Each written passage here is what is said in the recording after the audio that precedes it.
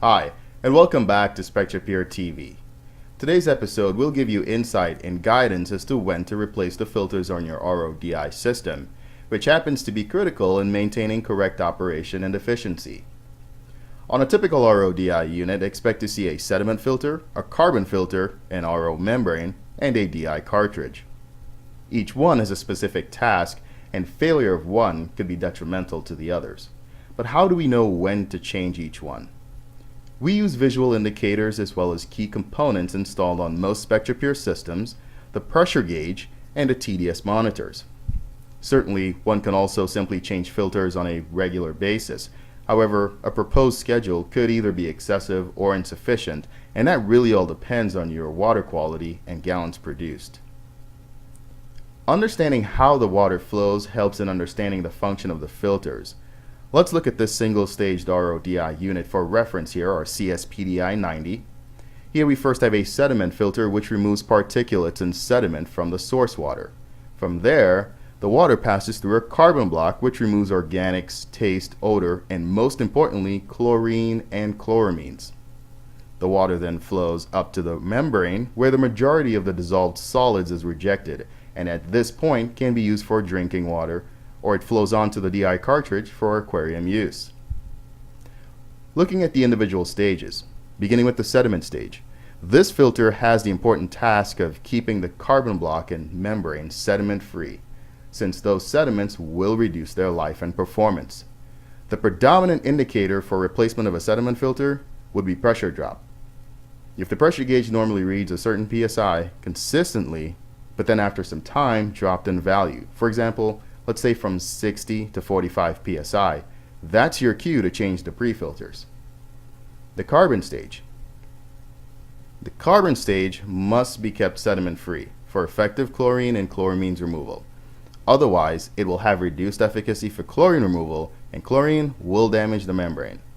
The indicator for replacement can also be pressure drop, but the rule of thumb is to replace the sediment and carbon filters about every 6 months.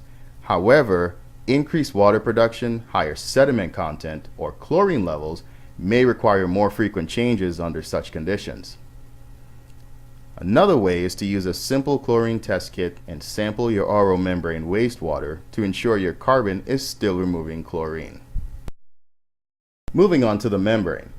The membranes do the heavy lifting in TDS removal, typically around 96 to 98% rejection. Provided they are set up properly under average conditions, they should last a couple of years. Using inline TDS measurements, we're available. For example, on our MaxCap system, where we can monitor the incoming and outgoing TDS after the membrane, is highly beneficial because we can use those numbers to calculate the rejection of the membrane. And a significant reduction of a few percent in rejection is a fairly accurate indicator for membrane replacement. Additionally, slowed production of the membrane over time would indicate a need for replacement as well.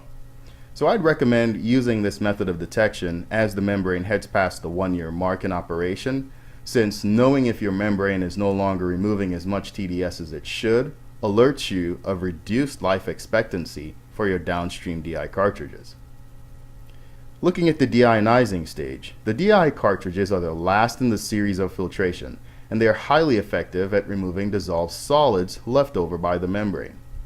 As soon as the TDS after any DI filter reads 1, you should replace it, whether you have a single or dual stage DI setup, especially on single DI systems where there's no subsequent DI cartridge to contain that breakthrough that's going to otherwise make its way to your storage reservoir.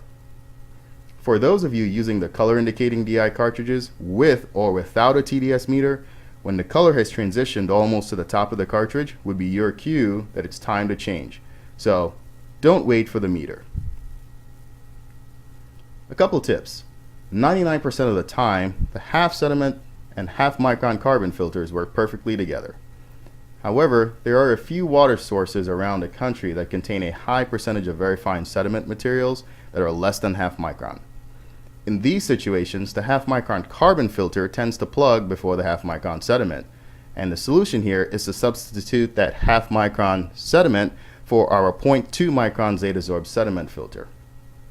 In cases of extreme quantities of dirt in the tap water, Another possibility is to add an additional housing ahead of the 0.2 micron Zetasorb with a 0.35 micron pleated sediment filter. It can be tough to diagnose pre-filter problems in a measure of time. Rather, it's really gallons produced during that time. The total gallons processed should be used to determine the filter life. The gallons produced is the sum of the product and the wastewater volumes. Also, for long pre-filter life, the ratio of waste to product water should be checked to be sure that it's no greater than 5:1. The higher the ratio, the shorter the pre-filter life, since there's an unnecessary amount of wastewater, which increases the overall flow rate through the system, which increases the total gallons processed. Replacing the filters in a timely manner is a simple yet important step in maintaining your RODI system. Filter selection is of high importance as well, which is why we only use the best of the best to ensure that you get the ultra pure water that you need for your aquarium.